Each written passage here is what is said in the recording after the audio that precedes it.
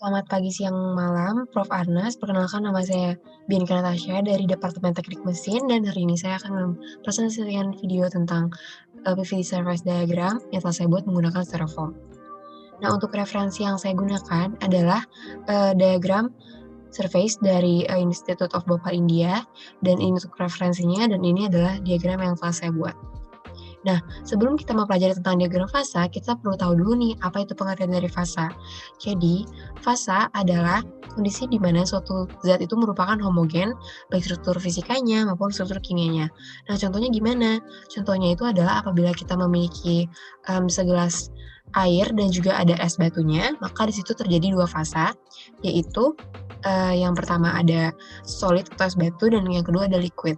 Nah, selain fasa, ternyata di dalam PVT diagram ini juga terdapat zona dua fasa atau two-phase regions.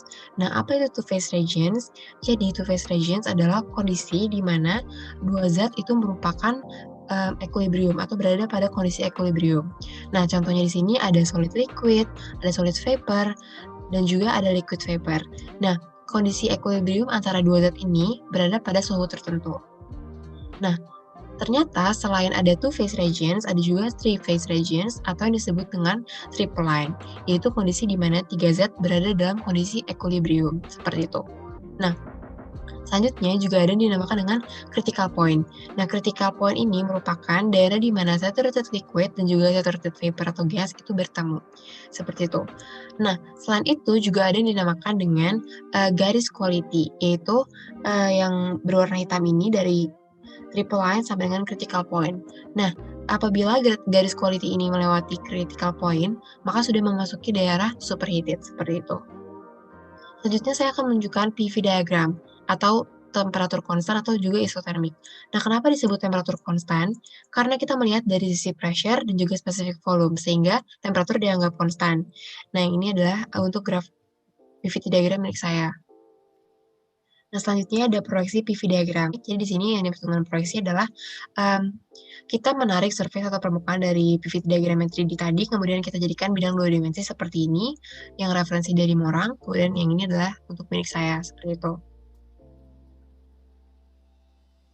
Selanjutnya ada garis isotermik atau temperatur konstan. Nah, di sini sudah saya gambarkan pada PVT diagramnya dengan berwarna merah, dan saya perjelas dengan warna kuning.